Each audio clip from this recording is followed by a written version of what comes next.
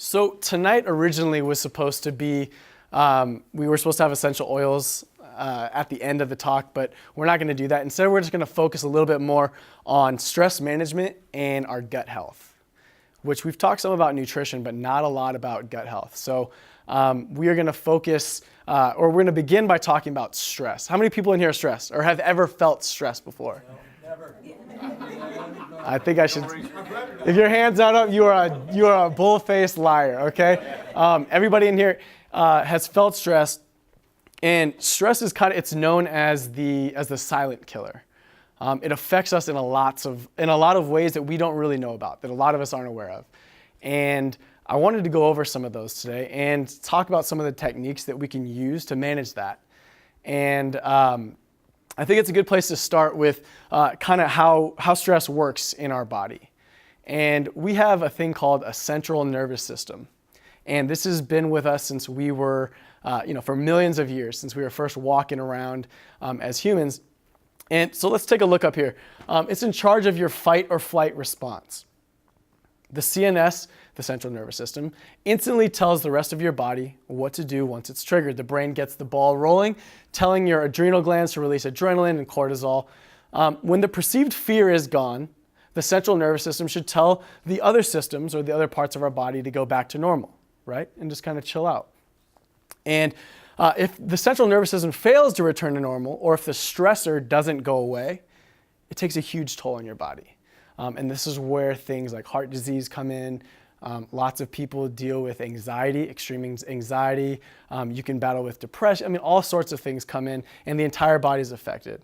So what I thought would be, kind of cool is to look at things that should be causing us stress, right? What should cause you stress? And right, the enthusiasm. This is what we need. This is what we need. Yes. We heard that it's activated by the central nervous system, which is the fight or flight response. So things that cause you to fight, right? So for survival, if you're being attacked, if you're being mugged, right, out in public, if something happens and you instantly have the strength to beat up somebody that you would never be able to, or run from somebody you would never be able to run from. Hunting, right, if your family is starving, and you're back 10,000 a million years ago, and if you don't get this deer, the family starves, right? That is the fight response. Territory, you're fighting for your territory in a war. This is the fight response.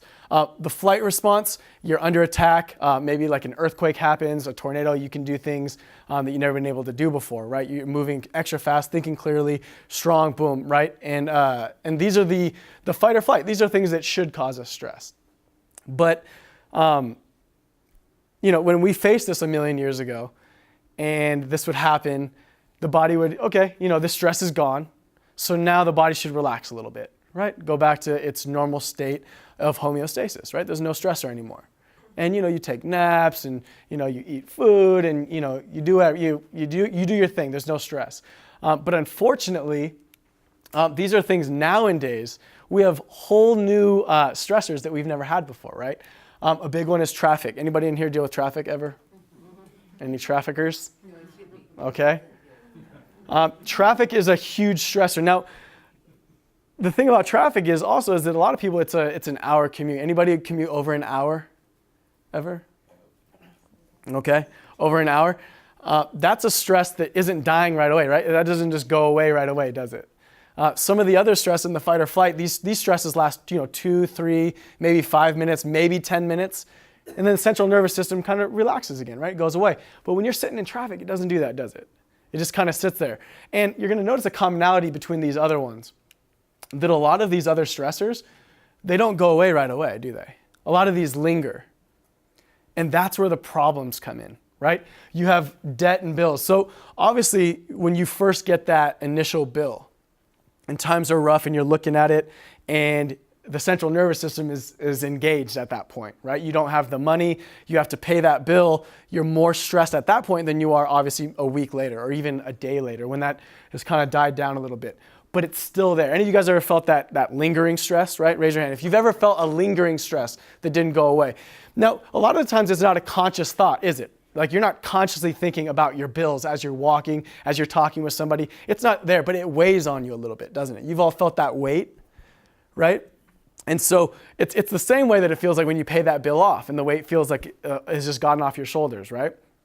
So same thing with relationship drama, that sickness. Maybe you have a terminal sickness or somebody in your family does. Losing a loved one or a pet or anything of that nature that is going to cause you to feel stress when it's not initially happening from the second that it happened, but it lingers, right? And so what we have to do is, we have to deal with it. Right? Because unmanaged stress, that's where the problems happen, right? When we just avoid it, we ignore it, like if I don't think about it, I don't talk about it, it'll go away. But it doesn't.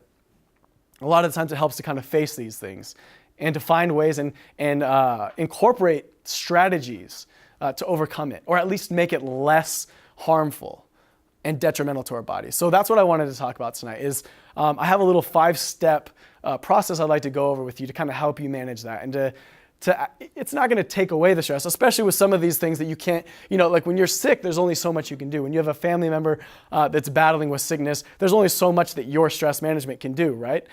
It's going to take a toll no matter what, but it is possible, and you have to believe that it's possible to at least take that stress from a 10 and knock it down to a 6.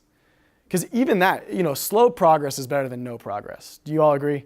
Right? So if you could take it from a 10 to a 6, that's just going to have a less of an impact on your body. If it has a less of an impact, you perform better, you show up better for the world. Your body is better. You are sick less often. You think more clearly. And you can offer more to your friends, to your family, in your relationships.